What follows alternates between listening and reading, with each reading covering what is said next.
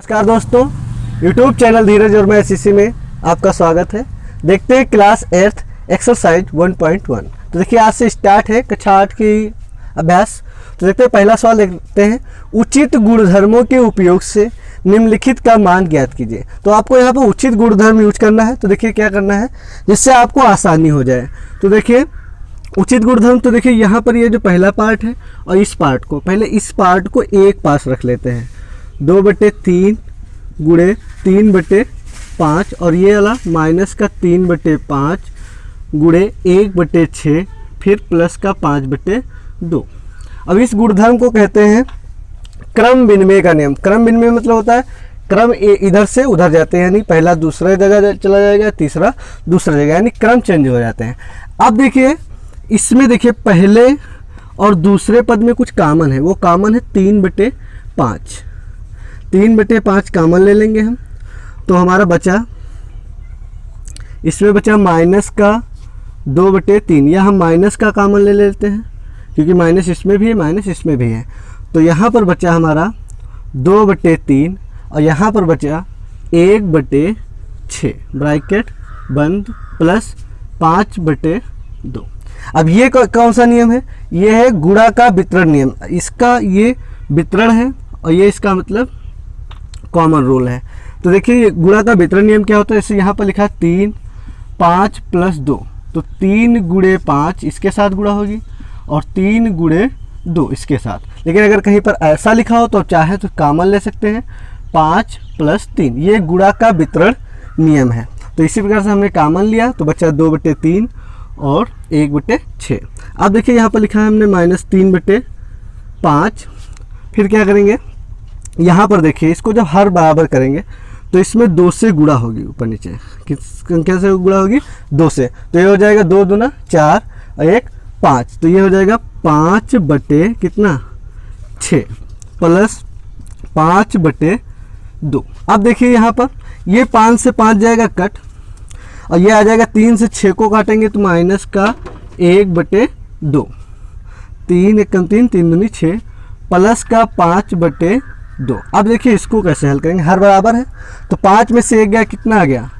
4/2, यानी कितना आ गया? 2। ये हमारा आंसर हो गया। एक क्वेश्चन नंबर सेकेंड इसका देखते हैं, 2/5 और -3/7 -1/6 गुणे 3/2 1/4 14 और 2/5। तो देखिए 2/5 यहाँ पर है, तो ये दो पद को पहले सीरियल से लिख लेते हैं।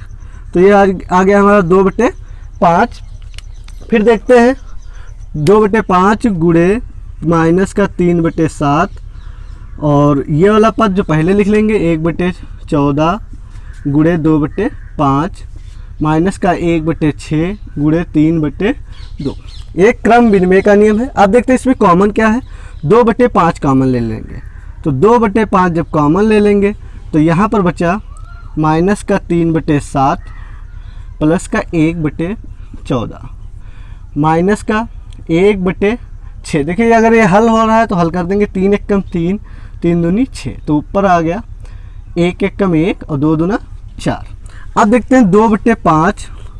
अब इसको हल करेंगे तो देखिए यहाँ पर 7 लिखा है, हर बराबर करेंगे 7 दूनी 14 यानी 2 से। तो ये आ गया 2 3 6 माइनस का 6 और 1 प्लस का है, 1 प्लस का है माइनस का 6 तो माइनस का 5। तो ये आ जाएगा माइनस का 5/14 माइनस का 1/4। अब देखिए यहाँ पर कुछ कट रहा है, ये 5 से 5 कट गया और 2 एकम 2 2 सत्ते 14।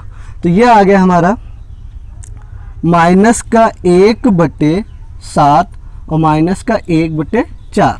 अब इसका लासा लेंगे, ठीक। तो लासा कितना आ जाएगा हमारा 28। तो इसमें 7 से गुणा होगी ऊपर नीचे और इसमें 4 से।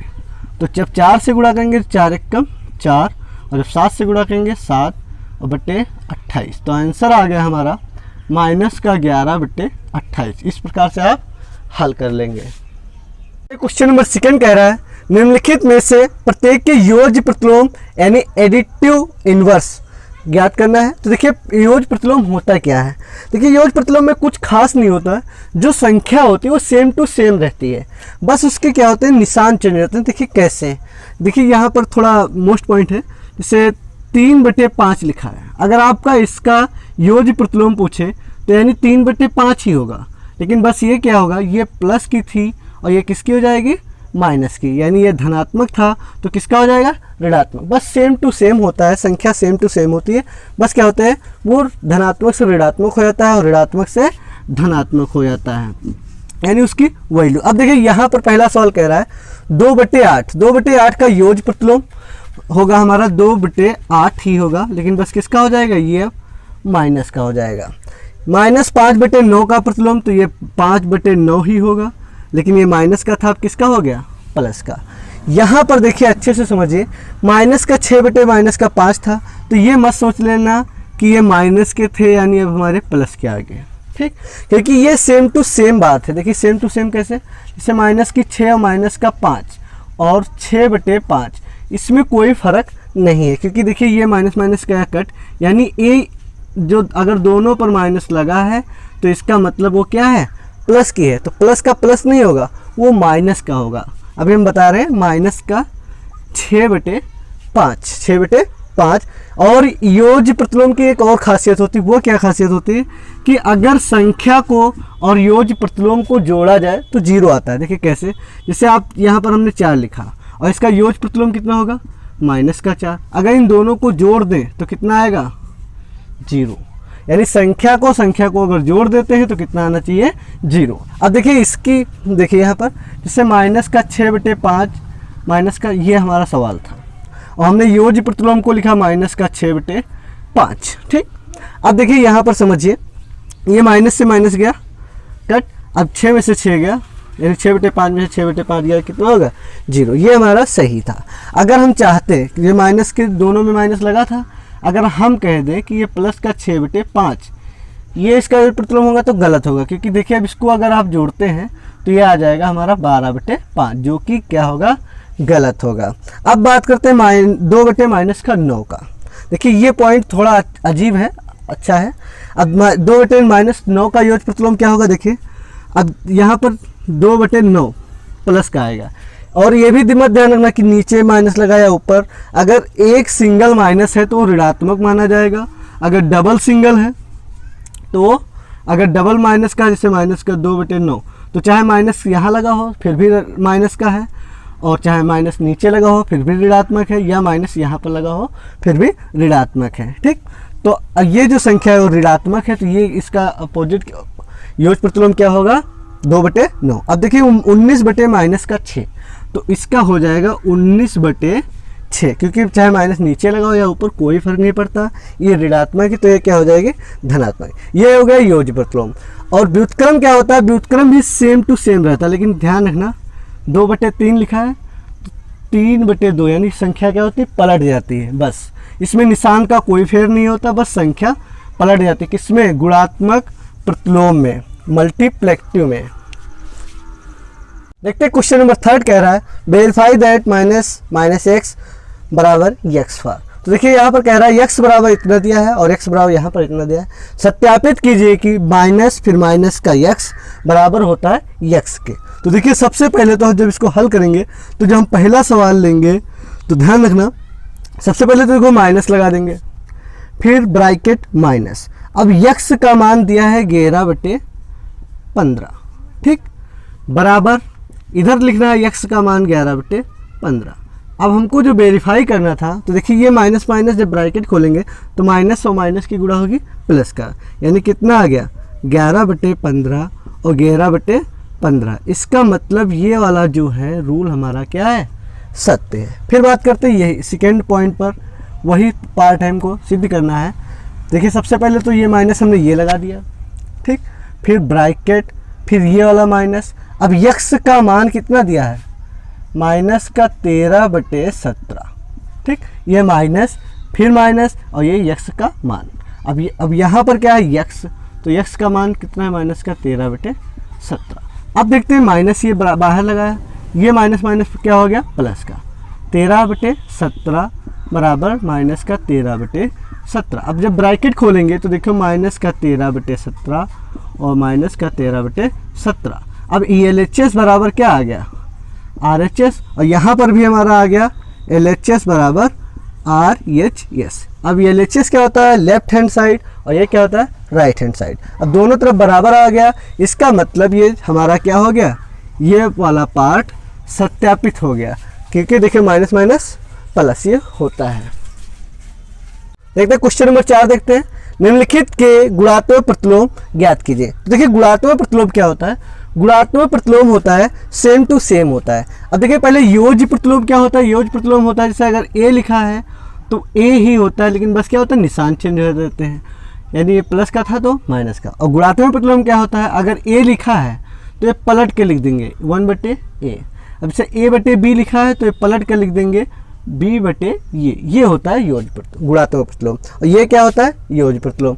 दूसरा पॉइंट, योज्य प्रतिलोम में जब इसको हम जोड़ते हैं तो आता है 0, और गुणात्मक प्रतिलोम में क्या होता है, जब हम इसकी गुणा करते हैं तो आता है 1।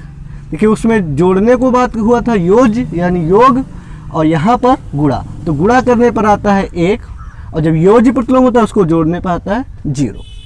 अब देखते हैं -13 का गुणात्मक प्रतिलोम।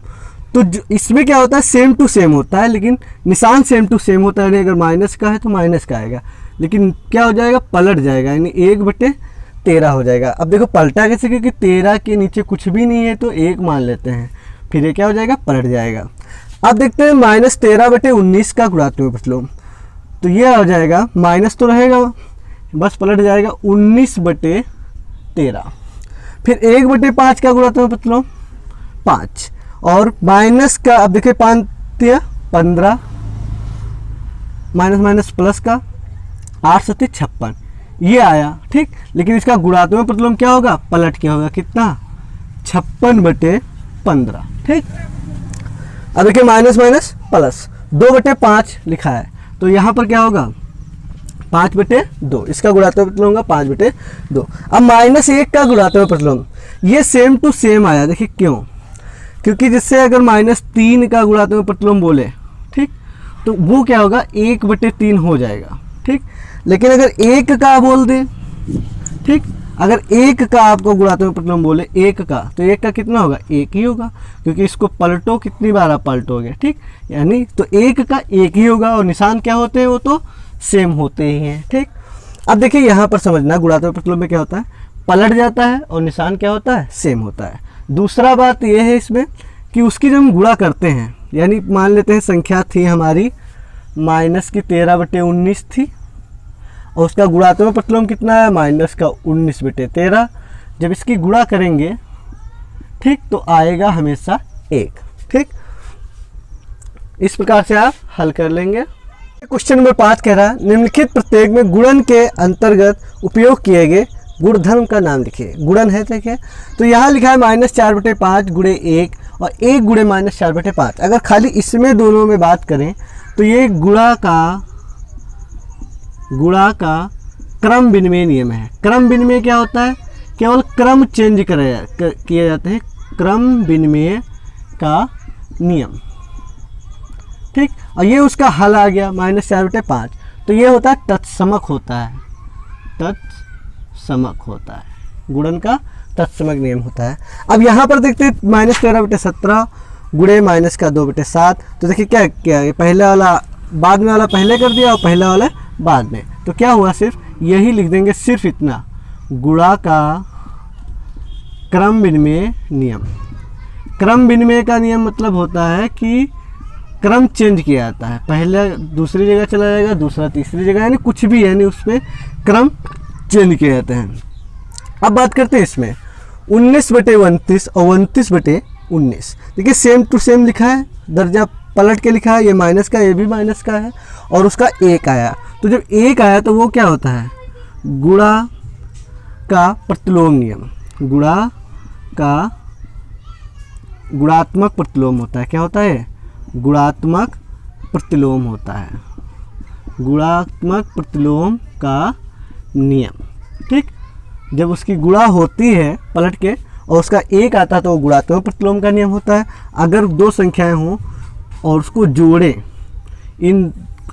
और उसका मान 0 आए तो वो होता है योगात्मक प्रतिलोम, योगात्मक प्रतिलोम ठीक। इस प्रकार से आप हल कर लेंगे। क्वेश्चन नंबर 6 कह रहा है, 6/13 को माइनस के 7/16 के व्युत्क्रम से गुणा कीजिए। तो देखिए गुणा करना है हमको 6/16 को, 6/13 को गुणा तो करना है, लेकिन -7/16 से नहीं, इसके व्युत्क्रम से। तो व्युत्क्रम क्या होता है? व्युत्क्रम होता है जैसे -7/16 का व्युत्क्रम मीन्स होता है उल्टा, तो 16/7।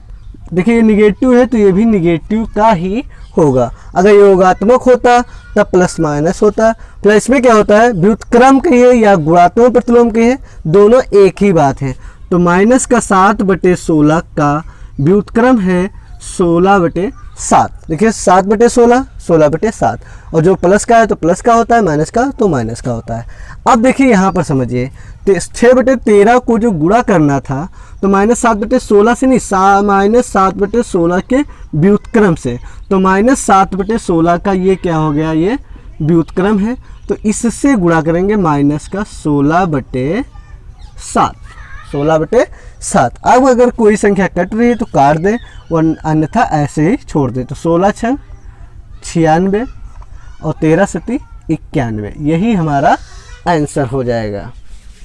देखते हैं क्वेश्चन नंबर 7 कह रहा है, बताइए कौन से गुणधर्म की सहायता से आप 1/3 × 6 × 4/3 को 1/3 × 6 × 4/3 के रूप में अवकलन करते हैं। तो देखिए बात करते हैं 1/3 × 6 × 4/3 ब्रैकेट बंद, और इधर लिखा है 1/3 × 6 × 4/3। अब देखो संख्याएं सब सेम टू लिखी हैं, अब आंसर भी सेम आएगा, लेकिन देखिए कैसे। सबसे पहले तो 1/3 लिखा, इस ब्रैकेट को हल करेंगे, 3 दूनी 6 और 2 चक्कू 8, ठीक। इधर जब हल करेंगे तो सबसे पहले इस ब्रैकेट को हल करेंगे 2, यानी कितना आ गया 2 × 4/3। तो आंसर हमारा आ गया 8/3 और 8/3। अब दोनों तरफ बराबर तो आया, लेकिन ये कौन सा नियम है?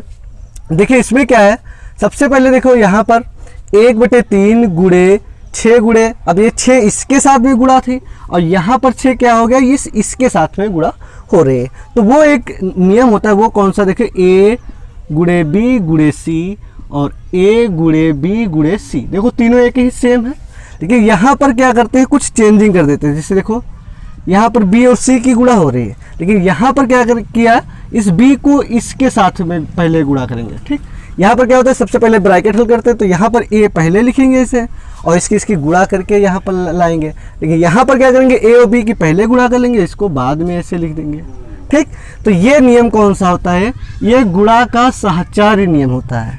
देखिए गुणा लगा इसलिए गुणा का कहेंगे, अगर प्लस का निशान लगा होता तो प्लस का कहते हैं। और ये नियम है हमारा साहचर्य का नियम, साहचर्य का नियम, साहचर्यता का नियम। और गुणा लगा है तो इसीलिए हम कहेंगे गुणा का साहचर्य का नियम। क्वेश्चन नंबर 8 कह रहा है, क्या माइनस का 1 सही 1/8 का गुणात्मक प्रतिलोम 8/9 है? क्यों अथवा क्यों नहीं? तो देखिए सबसे पहले बात करते हैं इसकी, 8 कम 8 और 1 9, यानी 9/8। माइनस का 9/8 का गुणात्मक प्रतिलोम 8/9 है या नहीं? देखिए अगर ये गुणात्मक प्रतिलोम है तो उसका गुणा कितना आना चाहिए, 1 आना चाहिए। लेकिन यहाँ इसका गुणा आ रहा है माइनस का 1, या और गुणा आना कितना चाहिए, प्लस का 1। पहली बात तो ये देखिए, माइनस का 9/8 का गुणात्मक प्रतिलोम जो होता सेम टू सेम संख्या होती है, पलट के होती है बस 8/9, वो भी अगर माइनस का है तो माइनस का। तभी इसका हम जब काटते हैं तो ये माइनस माइनस प्लस का 1, यानी कितना आ गया हमारा 1 आना चाहिए। इसका मतलब यहाँ पर कितना है, माइनस का 1। तो हम क्या कह सकते हैं, 8/9 इसका गुणात्मक प्रतिलोम नहीं है, यानी 8/9 जो है तो 9 है, 8/9 माइनस 1 सही 1/8 का गुणात्मक प्रतिलोम नहीं है, गुणात्मक प्रतिलोम नहीं है। देखिए क्यों, क्योंकि ये और ये इसकी गुणा कितना है, माइनस का 1, जबकि आना गुणात्मक प्रतिलोम का गुणा कितना होता है, 1। इसीलिए ये जो संख्या है इसका गुणात्मक प्रतिलोम नहीं है। नंबर 9 देखते हैं, क्या 3 से 1/3 का गुणात्मक प्रतिलोम 0.3 है या क्यों अथवा क्यों नहीं? तो तो देखिए अगर ये इसका गुणात्मक प्रतिलोम होगा तो इसकी और इसकी गुणा करने पर 1 आना चाहिए। अगर 1 आ जाता है तो गुणात्मक प्रतिलोम है, अगर नहीं आता है तो नहीं होगा। तो देखते हैं, सबसे पहले तो हम देखते हैं 3 सही 1/3 और दूसरी संख्या है 0.3। अगर इसकी गुणा करने पर 1 आ जाता है तो गुणात्मक प्रतिलोम है। तो यह हो जाएगा 3 × 9 1 10, 10/3 और ये हो जाएगा गुणा 0.3 यानी पॉइंट हटाएंगे नीचे 10। तो ये 10 से 10 कट गया, 3 से 3 कट गया, टोटल आ गया 1।